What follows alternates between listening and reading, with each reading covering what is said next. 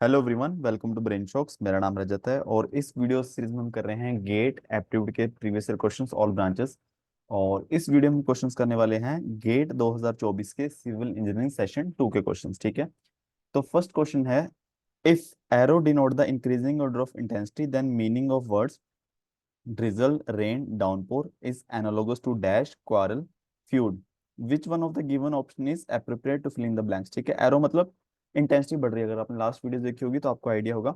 Drizzle मतलब बूंदाबांदी। ठीक है, रेन मतलब बारिश, डाउनपोर मतलब मूसलाधार बारिश ना, रेन की इंटेंसिटी बढ़ रही है। सिमिलरली डैश क्वारल मतलब लड़ाई, फ्यूड मतलब पुश्तैनी लड़ाई चल रही है बहुत लंबे समय से ना, लड़ाई का इंटेंसिटी बढ़ रही है। तो इसका आंसर है ऑप्शन ए बिकर। ये कोई ऐसे फालतू सी बात पे बहस करना। ठीक है, तो क्वारल हो गया लड़ाई, फ्यूड हो गया पुश्तैनी लड़ाई ना बहुत। और इसमें बाकी वर्ड्स के मीनिंग भी देख सकते हो। ठीक है, नेक्स्ट क्वेश्चन है, all heroes are winner, all winners are lucky people. ठीक है, तो अगर हम इसका वेन डायग्राम बनाएं तो ये हो गया हीरोज, तो ऑल हीरोज आर विनर, तो सारे हीरो जो हैं विनर हैं। और सारे विनर क्या हैं? लकी पीपल हैं। All winners are lucky people. तो इससे हमें क्या पता चलता है? All lucky peoples are hero नहीं, गलत है। All lucky people are hero, ये कंफर्म नहीं होता इससे ना। Some lucky people are hero ये हम बोल सकते हैं, जो कि ऑप्शन 2। ठीक है, ये सही है, ये गलत है। फिर सम विनर्स आर हीरो, हाँ, सारे हीरो विनर हैं, तो कुछ विनर जो हैं हीरो हैं, ये हम श्योरिटी से कह सकते हैं। तो ऑप्शन ओनली 2 एंड 3 करेक्ट है। ठीक है, स्टेटमेंट 1 और 2 से। थर्ड क्वेश्चन है, a student was supposed to multiply a positive real number p with another positive real number q instead student divided p by q. The percentage error in the student answer is 80% value of q. ठीक है, तो क्या करना था उसको? वैसे एक number p था, एक q था, उसको क्या करना था? एक्चुअल क्या होने वाला था? p को q से मल्टीप्लाई करना था, p q बनना चाहिए था, पर उसने क्या बना दिया? p बाय q डिवाइड कर दिया। अब क्या हुआ कि जो भी इसका एरर आया ना, वो 80% आया। ठीक है, अब एरर क्या हुआ? ओरिजिनल और जो भी डुप्लीकेट है ना, एक्चुअल, जो भी कह सकते हैं राइट, ये होना चाहिए था, बट बना क्या? रॉन्ग। तो एरर एक तो दोनों में डिफरेंस आ गया। परसेंटेज के लिए क्या करें हम? दोनों का difference divide by original, P Q होना चाहिए था, into 100।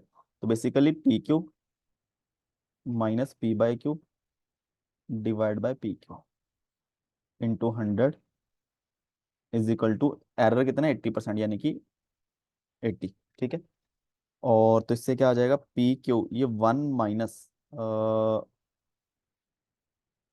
P Q by P Q, 1 हो गया P Q, P divide by Q divide by P Q, तो यहाँ पे क्यू स्क्वायर आ जाएगा। ठीक है, इसको चेक कर लो एक बार। और यहाँ से आ जाएगा 80/100, जो कि किसके इक्वल है? 4/5 के।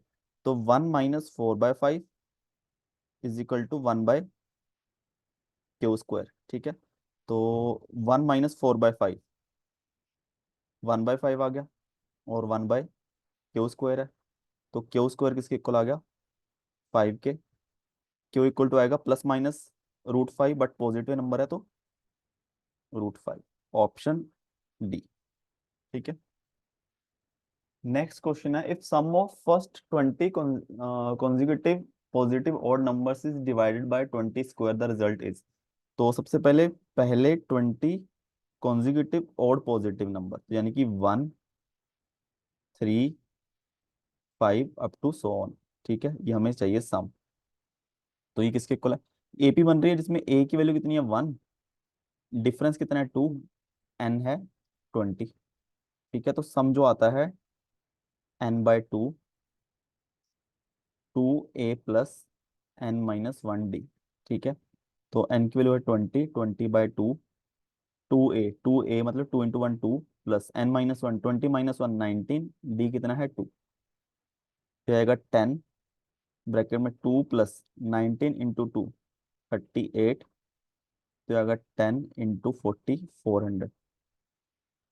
ठीक है, इसको डिवाइड किससे करना है? 20 के स्क्वायर से, तो 400 डिवाइड बाय 20 का स्क्वायर, तो 20 का स्क्वायर 400 ही तो होता है, इक्वल टू 1 आ जाएगा। ठीक है, अगर देखा जाए पहले odd, first n consecutive odd positive numbers का जो सम होता है वो n स्क्वायर ही होता है, ठीक है, ये चेक कर सकते हो। नेक्स्ट क्वेश्चन है the ratio of number of girls to boys in class 8th। ठीक है, ये रेशियो पूछिए गर्ल्स टू बॉयज, वो सेम है ratio of boys to girls in class 9th। ठीक है, total number of students boys and girls in class 8th and 9th is 450 and 360. If the number of girls in the class in 8th and 9th are same, number of girls in each section, ठीक है, तो सबसे पहले हम क्या करते हैं, 8 9 boys girls, ठीक है, गर्ल्स दोनों में सेम है तो मैं एक्स एक्स लिख लेता हूँ। 8th में टोटल बच्चे कितने हैं, 450, तो बॉयज हो गए 450 माइनस एक्स। 9th में 360, तो 360 माइनस एक्स। अब रेशियो किस किस की बोल रही है, boys to girls to boys in 8th, यानी कि x divide by 450 minus x is equal to ratio boys to girl in 9th, यानी कि 360 minus x divide by x. तो क्रॉस मल्टीप्लाई करेंगे तो x square is equal to 450 minus x 360 minus x. ठीक है, तो यहां से हम क्या कर सकते हैं, x square is equal to 450 into 360, multiply नहीं कर रहा क्योंकि कट जाएगा ये आपस में, minus 450 x minus 360 x plus x square. ठीक है, तो यहाँ से एक्स स्क्वायर कैंसिल हो गया, यहाँ 450 एक्स प्लस 360 एक्स, ये बनेगा 018 एक्स, ये इधर आके पॉजिटिव हो गया, तो यहाँ पे 450 इंटू 360, ठीक है, इसीलिए मल्टीप्लाई नहीं किया था। तो एक्स की वैल्यू कितनी आ गई, 450 इंटू 360 डिवाइड बाय 810। ठीक है, तो जीरो से जीरो कट गया, 9 से काटेंगे तो यहाँ पे 5 आएगा, यहाँ पे 9 आ जाएगा, 9 से काटेंगे तो यहाँ पे 40, तो 40 इंटू 5 200। एक्स की वैल्यू होगी 200, पूछा क्या है, number of girls in class, वो हमने एक्स से एज्यूम किया था, इसकी वैल्यू होगी 200। तो चेक कर सकते हो, देखो 8th में क्या होगी, गर्ल्स होगी 200, बॉयज हो गए 150, 250। 9th में गर्ल्स 200, तो बॉयज हो गए 160। ठीक है, रेशियो चेक कर सकते हो, और 200 डिवाइड बाय 250, ये आ जाएगा 4/5, और इसी तरह 160 डिवाइड बाय 200, ये भी 4/5। ठीक है, नेक्स्ट क्वेश्चन है, in the given text the blanks are number 1 to 4, select the match for the all the blanks. Yoko Roi stands dash as an author, वो standing dash an as an honorary fellow after she stood dash her writing that stand dash the freedom of speech. ठीक है, तो सब जगह stand dash, standing dash, stood dash, stand dash, तो पहले में इसका क्या आएगा, योको रोई स्टैंड्स आउट। ठीक है, stand out as an author, as a author वो स्टैंड अलग खड़ी, अलग होती है, फॉर स्टैंडिंग डाउन। ठीक है, standing down as an honorary fellow, कि कुछ चीज मना कर देनी, ठीक है,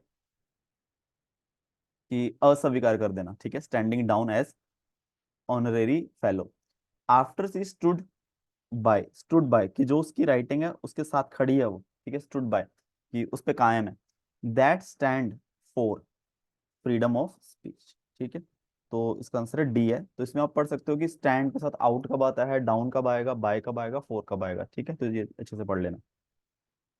नेक्स्ट क्वेश्चन है, 7 identical cylindrical chalk sticks are fitted tightly in a cylindrical container. The figure below shows the arrangement of chalk stick inside the cylinder. Length of container is equal to length of chalk stick. Ratio of the occupied space to the empty space of the container. ठीक है, तो suppose करो जो length है container की, यानी कि height, देखो सिलेंडर है सारे, तो सिलेंडर की जो वॉल्यूम होती है वो होती है पाई आर स्क्वायर एच। ठीक है, तो हम क्या करते हैं, जैसे मान लो कि ये एक डायमीटर बनाया, ठीक है, अब इसमें कितने रेडियस आ गए, अगर देखा जाए बड़ा रेडियस आर है, ठीक है, इसको हम लिख लेते हैं, ये हो गया बड़ा रेडियस, यहाँ पे छोटा रेडियस ये भी आ रहा है, ये भी आ रहा है, ये भी आ रहा है, बड़ा रेडियस आर, तो basically R is equal to क्या हो गया, 3 आर। ठीक है, तो जो कंटेनर की वॉल्यूम है, इसकी वॉल्यूम वही पाई आर स्क्वायर एच, ठीक है, एच लेंथ मान लेता हूँ पूरे कंटेनर की और चौक की। तो आर की वैल्यू में 3 आर पुट कर देता हूँ, 9 पाई आर स्क्वायर एच, ठीक है, 3 आर का स्क्वायर 9 आर स्क्वायर। सिमिलरली जो स्मॉल वाला है इसकी वॉल्यूम आएगी पाई आर स्क्वायर एच, ठीक है। अब टोटल ऑक्यूपाइड वॉल्यूम कितनी होगी, ये काउंटिंग में कितनी है, 1 2 3 4 5 6 और 7, ठीक है, 7 है। टोटल वॉल्यूम होगी इनकी 7 × 7 = 7 पाई आर स्क्वायर एच, ठीक है। पूछा क्या है इन्होंने, ratio of occupied space to the empty space, ठीक है। टोटल स्पेस कितनी है, 9 pi R square H occupied है, 7 पाई आर स्क्वायर एच। तो एम्प्टी स्पेस कितनी है, 9 - 7, 2 पाई आर स्क्वायर एच। तो रेशियो आ गई 7/2, ऑप्शन बी, ठीक है। एट्थ क्वेश्चन है, the plot below shows the relationship between morality risk of cardiovascular disease and number of steps a person walks per day based on the data, which one of the following option is true, ठीक है। तो जो graph दिया है ना, morality risk of cardiovascular disease, ठीक है, तो कितने ज्यादा चांसेस हैं इसके, ठीक है, मोरालिटी रिस्क रिस्क कितना ज्यादा है वो स्टेप्स पर डे। इसका मतलब अगर आप ज्यादा चलते हो ना उतना रिस्क आपका कम होता जाता है, ठीक है। अगर मान लो आप चलते नहीं हो तो बहुत ज्यादा रिस्क है 1। अगर मान लो 5,000 स्टेप्स चलते हो तो आपका रिस्क आधा, आधे से भी थोड़ा सा कम हो गया, 10,000 चलते तो बिल्कुल 20% से भी कम हो गया, ऐसे करते करते सो ऑन। फिर स्टेटमेंट पढ़ते हैं, the risk reduction on increasing the steps from 0 to 1,000। अगर आप 0 से 10,000 यहाँ तक इंक्रीज करते हो, रिस्क रिडक्शन कितना हो गया, यहाँ से यहाँ तक 80% आपका रिस्क रिडक्शन हो गया अगर देखा जाए। Is less then the risk reduction on increasing the step from 10,000 to 20। देखो यहाँ से यहाँ कम डिक्रीज है ना, यहाँ से यहाँ ज्यादा डिक्रीज है, तो ये गलत बोल रहा है, उल्टा बोल रहा है, तो ऑप्शन ए गलत है। सेकंड क्या बोल रहा है, the risk reduction on increasing step 0 to 5,000, 5,000 तक जाएंगे, ऑलमोस्ट हाफ हो गया, हाफ से भी कम। Is less than risk reduction on increasing the steps from 15,000 to 20। अब देखो ये बोला कि ये वाला रिस्क रिडक्शन इससे कम है, तो गलत है ना, यहाँ कम है ना कि यहाँ पे, तो ऑप्शन बी भी गलत हो गया। थर्ड ऑप्शन में बोल रहा है, for any 5,000 increasing in steps per day the large risk reduction occurs on going from 0 to 5,000। तो जो भी मान लो यहाँ से इंक्रीज हो रहा है 0 to 5,000 या फिर 5,000 तो यहाँ पे, तो बोला सबसे ज्यादा रिस्क रिडक्शन यहाँ पे हो रहा है, ठीक है, तो वो सही है, यहीं पे सबसे ज्यादा हो रहा है। यहाँ पे देखो बिल्कुल 1 से 50% से भी कम हो गया, यहाँ पे कह सकते हैं कि 50 से 20 तक गया है, ठीक है, और यहाँ से तो बहुत ही कम रिडक्शन है, ठीक है, तो ऑप्शन सी सही है। डी ऑप्शन क्या कहता है, for any 5,000 increment in steps per day large risk reduction going from 15,000 to 20। तो यहाँ पे सबसे ज्यादा रिस्क रिडक्शन हो रहा है, जो कि गलत है, यहाँ सबसे कम है, ठीक है, ऑप्शन डी खत्म। नेक्स्ट क्वेश्चन है, 5 cubes of identical size and another small cubes are assembled, ठीक है, 5 मतलब 1 2 3 4, एक इसके नीचे 5, एक छोटे वाला, are assembled as shown in the figure A. If viewed from x direction, the planar image of assembly appears as figure B, ठीक है। If viewed from direction y, the planar image of the assembly will appears as, है ना। अगर इसको हम shape को ऊपर से देखते हैं तो ऐसी दिखती है, ठीक है। जैसे मान लो कि इसको इग्नोर करो, देखो अगर मैं इसको इग्नोर करूँ तो एक यहाँ डब्बा दिखेगा, ये वाला डब्बा मुझे यहाँ दिखेगा, ये वाला दिखेगा यहाँ पे, एक डब्बा मुझे यहाँ पे दिखा, इसके ऊपर ये छोटे वाला, ठीक है, ऊपर से मुझे पता चल रहा है कि ऊपर है, ये नीचे है, ये नीचे है, ठीक है। हाइट से हमें इस तरह से दिख रहा है। वाई से हमें क्या दिखेगा, सबसे पहले देखो ये वाले दो दिखेंगे नीचे, ठीक है। अब यहाँ तो कुछ है नहीं, मतलब इन दो डोर के ऊपर, तो यहाँ पे कुछ नहीं होना चाहिए, ठीक है, तो डी गलत हो गया। और फिर इस साइड जब मैं देखूंगा तो मुझे ये डब्बा दिखेगा साइड में, इस साइड देखो यहाँ पे, यहाँ नहीं दिखेगा, देखो ये डब्बा यहाँ नहीं है, यहाँ है, तो ये गलत है। और देखो ये छोटा, यहाँ तो डब्बा है ही नहीं छोटा, तो ऑप्शन ये आएगा, ठीक है। इसमें तो कुछ आई थिंक समझाने वाला है ही नहीं, तो और ऐसे क्वेश्चन गलत नहीं होने चाहिए पेपर में। लास्ट क्वेश्चन इस वीडियो का, ठीक है, ये थोड़ा अच्छा क्वेश्चन है। Visualise a cube that is held with one of the four body diagonal aligned to the vertical axis. Rotate the cube about the axis such that its view remain unchange, the magnitude of the minimum angle of rotation is, ठीक है। तो हमें एक cube को visualise करना है, ठीक है। मान लो क्यूब है, बॉडी डायगोनल, बॉडी डायगोनल कौन सा होगा, जो बिल्कुल ही ऑपोजिट कॉर्नर है, ये वाला, जैसे ये वाला कॉर्नर आपस में ऑपोजिट है, तो जो लाइन इनको मिलाती है वो बॉडी डायगोनल होगी, या फिर इन दोनों को, ये कॉर्नर ऑपोजिट है ये वाले, या फिर ये वाले, ठीक है, इस तरीके से। तो अगर बॉडी डायगोनल को मैं बिल्कुल वर्टिकल एक्सिस पे रखूंगा ना, ये वाली एक लाइन बनाऊं, इसको वर्टिकल कर दूं, यानी कि इस तरीके से, ठीक है। जो इसको और इसको मिला रहा हूँ ये है बॉडी डायगोनल, इसको मैंने वर्टिकल एक्सिस पे अलाइन कर दिया। और हमें क्यूब को रोटेट करना है अराउंड अबाउट दिस एक्सिस, ठीक है, इस तरीके से। और हमें इस तरीके से रोटेट करना है कि जो व्यू मुझे दिख रहा है वो अनचेंज हो जाए ना। जैसे सपोज करो मैं 2D फिगर दिखाता हूँ, अगर हम सिंपल से एग्जांपल लें कि मेरे पास मान लो इक्वलेटर ट्रायंगल है, A B C, इसको मैं रोटेट करता हूँ, तो कब इसकी शेप सेम आ जाएगी, जब A B की जगह पहुंच जाएगा, इस तरीके से, ठीक है। कुछ एंगल की रोटेशन होगी ना, वो एंगल क्या है, इसमें 120 आ जाता है, ठीक है, इक्वलेटर ट्रायंगल है। और तो वही चीज यहाँ पे, कि जब ये रोटेट करूंगा मैं, तब सेम ही व्यू मुझे दोबारा कितने टाइम बाद दिखेगा, ठीक है।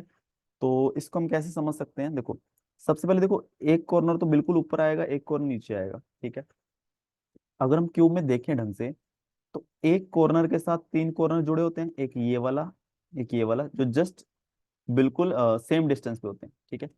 अभी तीनों पॉइंट सेम लेवल पे होंगे ना, ये वाले।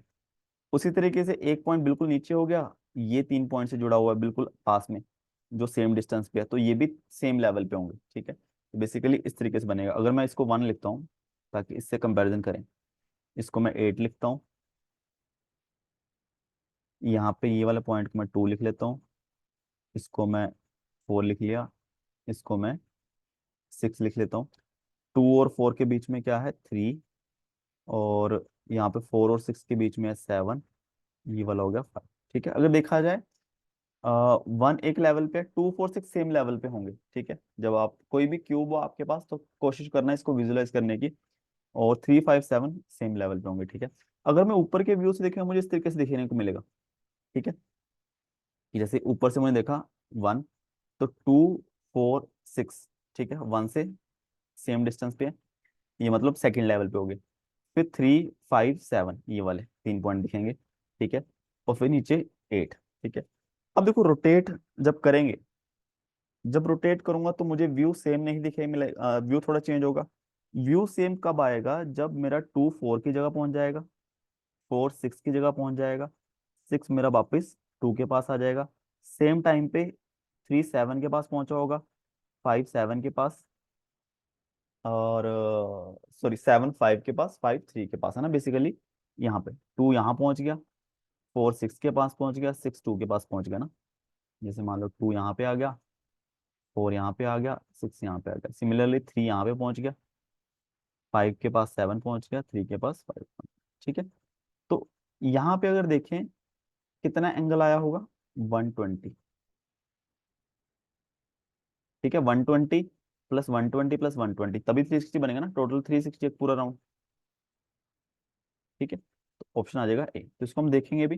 बेसिकली 3 पॉइंट हो गए ना, कि जैसे जब सेम व्यू हमें पूरे एक राउंड घुमाने पे कितनी बार मिलेगा, एक तो मेरे सामने दिख रहा है, फिर जब 2 यहाँ पे पहुंच जाएगा, दूसरा वहां पे हो जाएगा, फिर 2 जब यहाँ पे पहुंच जाएगा, तीसरा तब हो जाएगा, एक जो ओरिजिनल हमने गिनी लिया कि 2 जब दोबारा वापस आ गया, 3 बार हमें सेम व्यू दिख रहा है 360 रोटेशन पे, तो 360 डिवाइड बाय 3,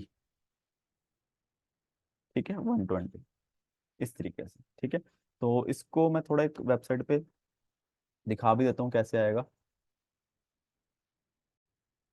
ठीक है। एक ऑनलाइन वेबसाइट पे है, देखो यहाँ पे देखो, जो डायगोनल है वो बॉडी डायगोनल है, ठीक है, तो देख सकते हो, ठीक है। अब मैं इसको अगर जैसे मैंने डायग्राम बनाया हुआ उसमें लेके आऊँ, जैसे यहाँ पे देखो मैंने एच, एक तो जी हो गया, ठीक है, ऊपर वाला कॉर्नर, एक बिल्कुल ए हो गया नीचे वाला कॉर्नर। अब एच सी और एफ सेम लेवल पे है, ठीक है, डी ई बी।